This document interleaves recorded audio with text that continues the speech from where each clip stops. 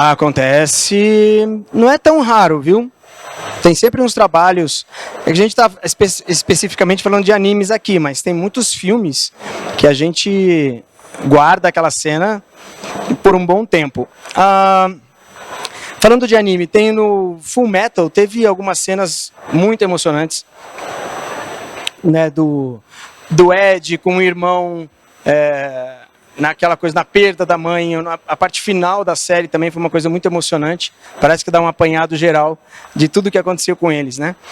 Isso é muito emocionante. Teve um filme também que eu tive que gravar, era um adolescente em fase terminal de câncer, e ele recebia cartas de muita gente do país inteiro, dando incentivo, e ao mesmo tempo ele ficava naquela dualidade de estar perto da morte, receber aqueles incentivos, achando que não tinha esperança nenhuma para aquilo, e ele falando e chorando, colocando todas as emoções, aquilo marca bastante. Eu falo que o trabalho de dublagem, o trabalho de dublador, ele é meio terapêutico, né? A gente pensa assim, na terapia, ela serve para a pessoa refletir sobre muitas coisas da vida dela. E quando a gente dubla, a gente tem um mergulho naquele personagem para vivenciar aquela cena que ela é muito intensa. Então, ora eu estou dublando um alcoólatra, um viciado em droga, um adúltero, uma pessoa, então, situação contrária, um familiar de um drogado ou de um alcoólatra, ou alcoolista agora, né? Em relacionamentos, alguém que se empenha no relacionamento, ou um personagem que larga a mão do relacionamento. A gente tem tantas experiências, e são várias num dia só. Imagina isso numa semana, imagina isso num mês, né? Quantas situações a gente não vive e que serve para a própria vida. A primeira série que eu gravei, muito importante, chamava Party of Five, ou Quinteto, que de vez em quando eu tento rever agora no Netflix, que falava assim de adolescentes sem os pais. Então era a relação entre os irmãos e o quanto eles interagiam um com o outro, cada um na sua fase, idades diferentes e momentos diferentes. Aquilo foi uma aula de resolução de problemas familiares e problemas pessoais. Então é assim, pega um exemplo, hoje em dia você está com um problema no relacionamento, parece que é uma dificuldade muito grande do brasileiro chegar e falar aquilo. Então fica em silêncio. O que você tem? Nada. O que houve? Nada. Né? E aquele estresse entre irmãos, ou entre namorados, ou cônjuges, se estende por uma semana. Sendo que num seriado você tem que resolver aquilo em 40 minutos, né? Então você chega e fala assim: oi, tudo bem? Olha, eu não gostei que aconteceu isso e isso, você fez tal coisa e tal coisa. Eu falei, gente, como eles resolvem rápido. Né? E às vezes a gente sabe o que tem que dizer e enrola, dificulta, se vinga, fica punindo. E essas relações todas em filmes e desenhos nos dão um panorama das pessoas no geral. Então a gente vive várias facetas das situações da vida, e se a gente aproveitar isso, que a gente faz 14 horas por dia, traz isso para a nossa vida, amadurece e tem aquela facilidade de desenvolver a empatia, que é uma das coisas mais nobres que pode existir numa pessoa. Ela tem empatia, se colocar no lugar do outro. E na dublagem a gente faz isso o tempo inteiro. Ora você está de um lado, ora do outro. Então não é por falta de lição de moral que a pessoa não aprende e não amadurece, porque ela está dizendo aquele texto. Quando a gente diz um texto de um personagem, você está defendendo o ponto de vista dele, não importa de que forma que os outros vão ver, se de uma forma correta ou errada, né? É meio relativo isso. Mas a gente passou por muitas situações inexistentes, né? Supostas situações da nossa vida, a gente viveu aquilo. É um aprendizado gigantesco. Olha, valeu por uma terapia mesmo esses anos todos. Diga. Prazer, meu nome é Prazer Mani, do canal Mani Studios. Vamos falar, eu sou colega de trabalho na parte do departamento de tradução para dublagem. E uma questão que eu gostaria de deixar aqui registrada é uma preocupação, na verdade. Você sabe bem, você já falou agora no palco a questão dos fãs, das pessoas que realmente quiserem entrar no mercado. Como você vê essa questão dos fãs entrando, da nova geração vindo agora? eu vou dizer que tem muitos profissionais hoje na dublagem que começaram como fãs. Um caso que eu conheço, quando eu estava dirigindo o Cavaleiro do Zodíaco, a saga de Hades, o Diego Lima, ele estava como um fã de Cavaleiros, lá no estúdio do meu lado, ajudando para evitar que a gente falasse qualquer bobagem, algum erro de interpretação ou erro de tradução, que às vezes o tradutor é fiel, o dublador não acredita, nem o diretor, e muda, e dá, entendeu? Às vezes a tradução está errada. Então ele estava lá para ajudar como fã. De fã, ele passou a trabalhar comigo como produtor, ajudando a organizar o estúdio, que seria hoje a TV Group, é o maior estúdio hoje de dublagem de São Paulo, se não do Brasil. E ele trabalhou, eu e ele como produtor, aí ele foi desenvolvendo, foi atrás, fez o curso de interpretação, começou a dublar. De dublador, fez a carreira dele, se tornou diretor. E hoje ele é um dos diretores dos filmes de cinema da Warner. E dirigiu também o One Punch Man, que teve um destaque incrível na qualidade de dublagem. Ou seja, um fã assistindo se tornou um diretor. O Glauco Marx, que hoje dirige o One Piece, também começou como fã. Quando ele começou a entrar no mercado de dublagem, ele encontrava gente, ele era fã de fã de todo mundo, né? Até se tornar um colega de trabalho e hoje também é diretor. Então, a melhor coisa que pode acontecer em qualquer área na vida, qualquer profissão, é um fã se tornar um profissional. Porque ele é movido por paixão naquele trabalho, ele se dedica, ele bota muito amor e ele assume todas as responsabilidades. Porque a gente também é louco para fugir das responsas, né? E um fã não. Ele quer que aquilo saia. Então eu vejo no trabalho do Diego, tanto do Diego quanto do Glauco, um empenho fora do comum. Porque eles vão atrás, eles vão pesquisar a série, eles vão atrás de outras coisas. Eles se banham de informações que um diretor comum que vai lá, que vai cumprir sua função, às vezes nem assistiu o filme que está dirigindo. E assistir é fundamental para você poder... Como é que um maestro rege uma orquestra sem ensaio? Né? E o ensaio do diretor é assistir a obra. Né? Às vezes, você falou que trabalha na tradução, e às vezes é assim, existe a tradução e existe a adaptação. Primeiro traduz, depois adapta. Às vezes, no PIC, a adaptação fica de fora. A gente recebe uma tradução linear que a gente tem que mudar algumas coisas. Entendeu? Por exemplo, vamos falar um exemplo de tradução. Good for you. Aí o cara traduz e coloca, bom para você. Se você tem alguma conquista na sua vida, falou assim, Marcelo, comprei um carro. Eu falo, que bom para você. Né? A nossa adaptação, você fala, estou pensando em comprar uma casa, good for you. Estou pensando em comprar uma casa, você faz muito bem. Vai fundo. Esse é o good for you. E o que bom para você, ao pé da letra, é o que eu tenho a ver com isso? Né? Você não se solidariza, você não comemora junto com a pessoa no good for you. Então tem um monte de coisa que a gente tem que falar, isso não cai bem no português, não é o termo ideal para a gente usar. Então a gente faz essa adaptação. O que o pessoal faz, por exemplo, quando recebe um filme da Disney, uma coisa para cinema, o diretor, além de ir para os Estados Unidos assistir a premiere para todo mundo, do mundo inteiro, ele vai fazer uma adaptação e às vezes o pessoal fala, faça do seu jeito. Né? Tem traduções de exemplos antigos, do Pegando Onda, que foi assim, Guilherme Briggs, faça do seu jeito. Não vamos interferir, confiamos em você, faça todas as adaptações de piadas, tudo para o Brasil. Já a Disney tem um pouco de mão firme ali, não dá tanta liberdade, marromeno, né? A gente às vezes fica um pouco frustrado, assim, porque gostaria de fazer de um outro jeito, mas na hora todo mundo lá está ponderando, vence o que teve maior voto. Para entrar no mercado, por que é melhor para um fã? Porque o fã vai engolir todo o sapo que existe no início de qualquer profissão, porque come muita poeira.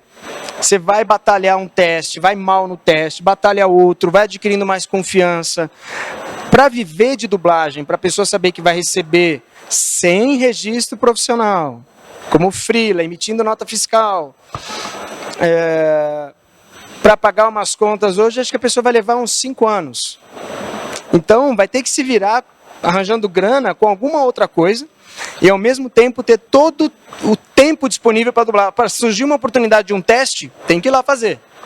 Tem que largar o que você está fazendo para ir lá fazer. Você fala, não posso, tem alguém mais disponível que você. E essa pessoa disponível chama atenção, né?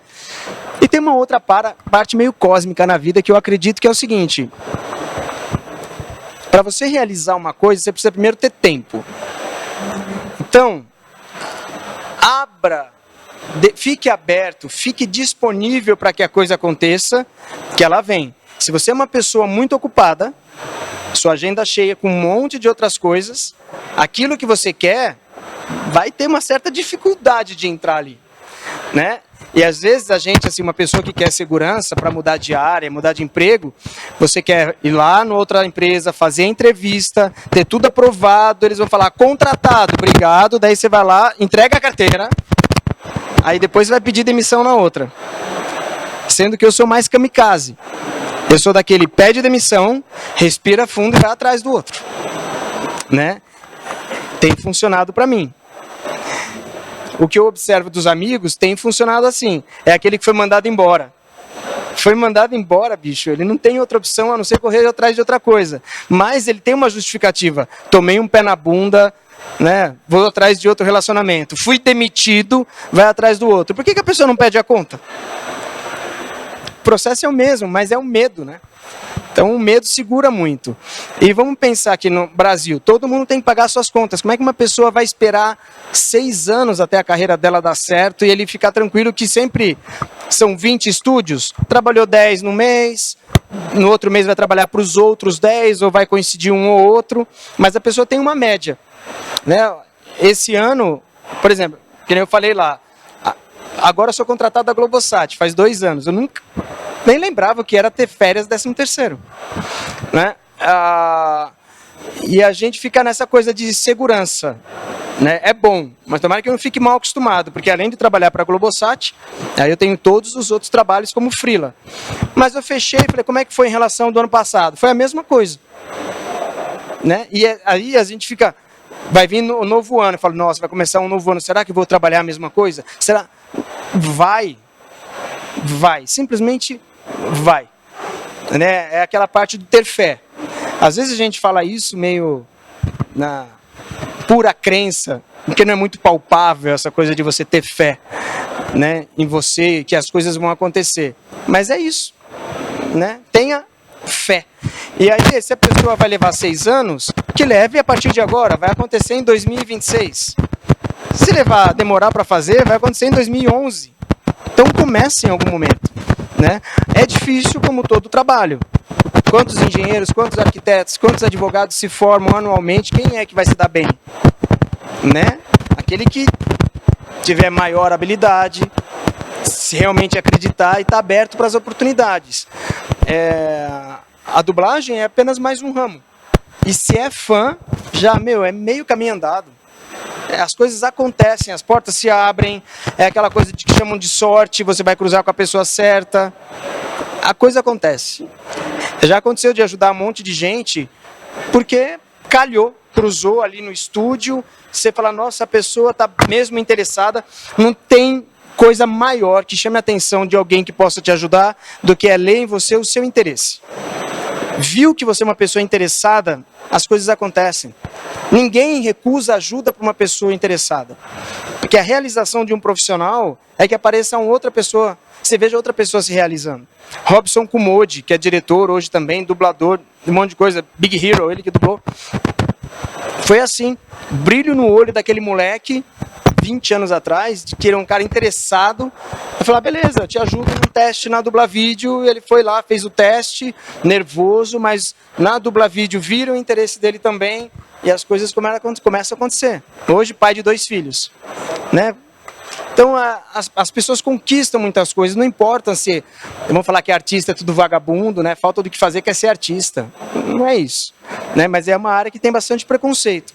Como eu falei lá, hoje tem gente que vive de cosplayer, os cosmakers vivem disso, vocês vivem disso, né? Não negligencie uma vontade, uma carreira achando que não é bem remunerada, vai viver disso, né? Leva um tempo, Eu falo, né? Levo 10 minutos para responder cada pergunta. Mas eu entendo perfeitamente tudo isso, né? A verdade nua e crua. Quando a gente tem uma paixão, ele falou isso de todo o coração, né? Eu sei o que é esse sentimento, né? Essa loucura, esse lunatismo, vamos falar a verdade, né? Pela área da dublagem. Eu confesso, eu sou lunático com essa área, tanto no seu batalhão para isso. Você quer ser dublador? Quer trabalhar com dublagem? Não só com dublagem, mas também oficialmente, graças a Deus, comecei a traduzir esse ano, já saiu um trabalho agora. E traduzir tanto para legenda quanto para dublagem? Por enquanto a dublagem, né? Peguei o trabalho. Isso que é bom, isso que é bom. Filmes. Pra onde? Da SP. Nossa. Exatamente. Aí estou buscando outras empresas, porque eu posso ficar... A SP Telefilme foi quem me deu a chance de... Foi com eles que começou a Crisound, que é a empresa que pegou a dublagem para Disney direto da Argentina. A empresa entregava espanhol e português. Então era só eu. Hoje é a TV Group, que daí se separou, tornou outra empresa. Mas a SP Telefilme tem o maior carinho pelos Serres. Não, Serres. Sim, desculpa. Imagina, mas é um prazer. Sucesso. De tradutor, daqui a pouco, sem ter a centelha de ator aí, você vai virar dublador. Sim. Quem sabe nós podemos conversar sobre isso. Beleza, sucesso. Prazer.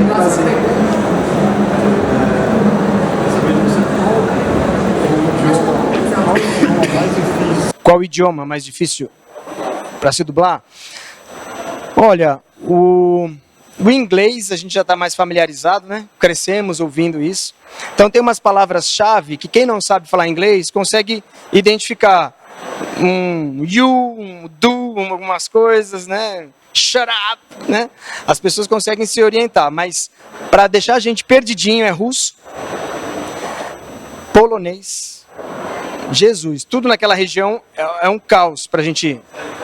Japonês, mandarim. Então tem muitos filmes que aí a tradução, se realmente alguém que pensa na alma do dublador, ele vai improvisar texto ali onde é necessário, que de repente, e cortar o suficiente. Às vezes não, é no estúdio. E onde a gente se orienta. Agora tem uma coisa que o tempo de experiência dá pra gente, é que as pessoas, os atores, eles falam com o olhar. Então você vendo aquele texto, você sabe que aquele olhar, aquela expressão se refere àquele texto. Aí ele respirou, mudou, olhou para o outro lado, ele está mudando o tema da conversa. E aí a gente fala, opa, isso aqui é outra coisa. Mas está faltando esse texto todo, porque o último está de acordo com o olhar e o encerramento. Como é que a gente faz essa frase do meio? Não tem tradução.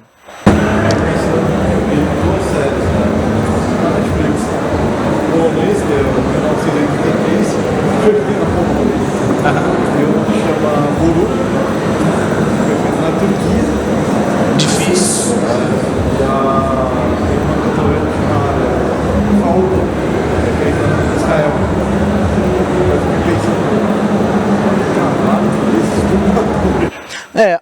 A tradução vai ajudar muito. Às vezes, o que acontece? Um filme turco, polonês ou russo, às vezes ele é transcrito para o inglês, traduzido para o inglês, e fazem a tradução em cima do inglês. Porque sabem da dificuldade, quem é que vai falar russo ao redor do mundo? Aí eles entregam um filme, de repente o texto em russo e a tradução em inglês, e a tradução é feita em cima do inglês. E às vezes o inglês reduz muito o texto. Né? Então o tradutor ele tem que traduzir assistindo o filme, dar uma de dublador na hora. Mas acontece da gente ficar sem uma frase inteira. Aí você vê alguma coisa que tenha de acordo com aquele olhar e coloca um texto ali plausível. O que não pode acontecer é que nem aqui, eu estou falando uma coisa para você e vou fazer uma coisa para você e eu falar o texto assim, olha, eu tenho que dizer que é muito complicado fazer uma entrevista. Dá certo? Eu tenho que dizer que é muito complicado, isso já não existe. Ninguém muda um olhar no meio de uma sentença. Você fala uma coisa aqui e termina ali. Ou fala metade e a outra metade. O que não dá é para falar metade. Entendeu? Seria a mesma coisa que dividir uma sílaba. Você tem que sempre estar de acordo com o movimento. E aí o rosto, a expressão dá muito disso. O que a dublagem também, fugindo um pouco da sua pergunta, mas me ocorreu agora, é o dublador dublar uma cena que o personagem está deitado no sofá. ou que ele está andando na rua, ou ele está falando num restaurante. Se eu estou deitado no sofá, eu vou falar assim com você, que eu estou largado no sofá. Tudo isso aqui pesa. Então eu vou contar no sofá e vou falar 1, 2, 3, 4, 5, 6. Numa mesa, num restaurante, eu vou pegar e falar 1, 2, 3, 4, 5, 6. Andando na rua, eu vou falar 1, 2, 3, 4, 5, 6. É uma emissão de voz diferente para cada ambiente que o próprio original dá, mas a gente tem que ajustar isso. Né? Não dá para eu estar largado no sofá falando: oi, cara, tudo bem? Quanto tempo que eu não te vejo? É isso aqui, ó. Oi, cara, tudo bom? Quanto tempo eu não te vejo? A gente pesa isso. É mais ou menos o que a gente tem que fazer na adaptação da tradução. Quem mais? Mais alguém? Dentro da unidade, né? Tantos trabalhos que você fez, eu comecei a pensar na pessoa como é, depois aí foi. Para você, assim, como profissional, qual foi o momento que você falou: opa, está acontecendo alguma coisa aqui? Porque a gente costuma trabalhar, vai e volta, com relação às roupas. Um evento, qual o personagem, qual a série que você fala assim? Nossa, estou prestando atenção em mim, não é só no trabalho. Você quer dizer, quando caiu a ficha, por exemplo, que um trabalho é grandioso, que vai chamar muita atenção? É maior do que você pensava. Então, tem que ver que eu venho do mundo, eu venho de uma época, o Trends do passado, né? Não existia internet. Então, a gente não sabia o que era Cavaleiro do Zodíaco. Eu sempre gostei de astrologia, achei que ia aprender um monte sobre astrologia lá, né? Cavaleiros do Zodíaco. Bananas de pijama. Meu, que mico, tem que fazer isso. Nunca que você imaginar que aquilo ia bombar entre as crianças. Né? A gente não tinha essa informação prévia. Hoje, as informações elas chegam junto com a obra. Então, por exemplo, tal produtora de desenho vai lançar um desenho assim, uma animação baseada em quadrinhos, baseada nos mangás. Se já bombava no mangá, existe uma expectativa muito grande, e normalmente acontece, né? Vem dos mangás, vem das tirinhas. E aí, quando chega no anime, a gente já tem uma história, fala: putz, essa responsa é muito grande. Tem que ter pesquisa, como acontece quando alguém vai dublar Star Wars, Jornada nas Estrelas. Tem muita coisa que demanda uma pesquisa prévia. A pessoa tem que dominar aquele universo para fazer. Então, a gente sabe que previamente que vai ter uma expectativa muito grande. Falaram do Boku no Hero. Eu sou um leigo, vou lá fazer mais um trabalho. Guilherme Briggs, ao ser chamado para fazer Boku no Hero, já sabia do que se tratava. Ele já sabia quanto o público conhecia, qual era essa responsa. Se falam para mim: oi Marcelo, bom dia, tudo bem? Então a gente vai fazer esse Boku no Hero, ele é isso, eu vou ficando assim, ó. Ferrou. Né? Vamos fazer isso com atenção redobrada. A gente já tem que fazer redobrado por obrigação. Mas daí existe sempre tem alguma coisa que brilha mais nos olhos. Mas sabe quem manda isso? É o diretor. Se o diretor estiver empenhado em fazer um trabalho excepcional, ele passa essa responsa para o dublador. Não adianta o dublador chegar com uma carga de responsabilidade grande para um diretor que não está muito aí. Entendeu? Porque realmente, gente, a dublagem, vamos falar assim, como conceito. Compara com um livro. Vocês leram O Senhor dos Anéis, leram Harry Potter. Alguém falou assim: você leu traduzido? Né? Você leu Harry Potter traduzido? Porque a tradução, ela já traz uma carga de responsabilidade muito grande na hora da tradução de um livro. Ninguém reclama que você leu um livro traduzido. Mas a dublagem, teve muito tempo que era isso. Você assistiu dublado. Não quero, eu quero ouvir a voz original. Eu quero ouvir... Mas vamos pensar em conceito. Conceitualmente, a dublagem, ela deveria ser como um livro bem traduzido. É Meryl Streep, uma atriz fodona, desculpa, muito boa. Ué, como seria a Meryl Streep fazendo aquele filme falando em português? É o que a dublagem tem a obrigação de apresentar. Um match voice, uma voz idêntica da Meryl Streep, com as falas feitas com a mesma grandiosidade dela. E vamos combinar, a gente só tem que imitar. quem se desdobrou, desenvolvendo, pesquisando a forma de falar daquela frase, porque, cara, a vida de ator, ele vai trabalhar uma cena, cada fala foi estudada. Vou falar nessa inflexão de uma Meryl Streep, de um Al Pacino, é muito estudado, como de um cantor. Um intérprete, você vai ouvir um Caetano Veloso, vamos falar de grandes intérpretes da música, cada fala cantada é muito estudada.